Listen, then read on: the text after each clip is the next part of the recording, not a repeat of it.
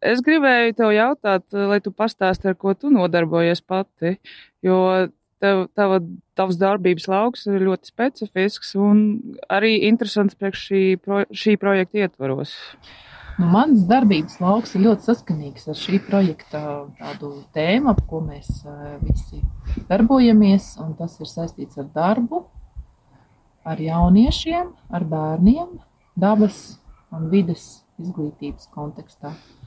Un mans darbs ir saistīts ar dabas vides estētikas nodarbībām. Un šo darbu Latvijā es daru jau vairāk kā 10 gadus.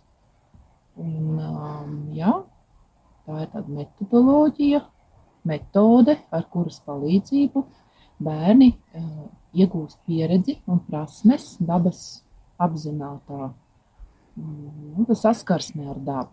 Jā, tad par dabas dažādām lietām cauri gada ritējumam, cauri gada laikiem, cauri dažādiem dabas aspektiem un cauri 5 maņām, cauri sajūtām. Un dabas vides estētika ir metode, kas ir universāla. Viņa ļauj strādāt gan ar jaunākiem, gan ar vecākiem bērniem, gan arī dažādu vecumu pieaugušajiem. Dabas apzinātība ir aktuāla visā pasaulē, un tas ir saistīts gan ar ekoloģijas, gan ar ilgtspējas jautājumiem, ar ko arī ir projekts.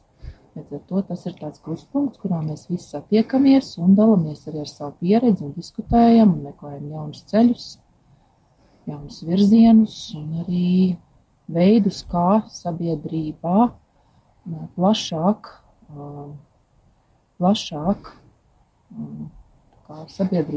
komunicēt, lai arī sabiedrībai būtu no tā labums.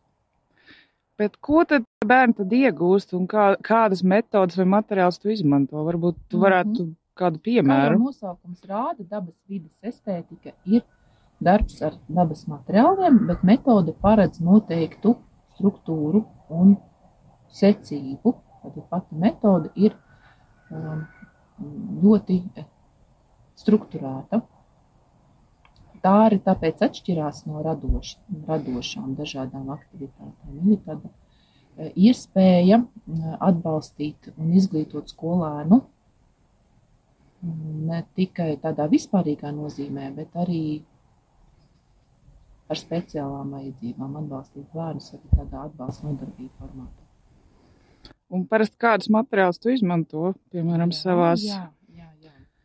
Ar šo metodu strādājot, es izmantoju dabas materiālus, un precīzāk tas ir darbs silto smilšu iekārtā par noteiktām kustību algoritmu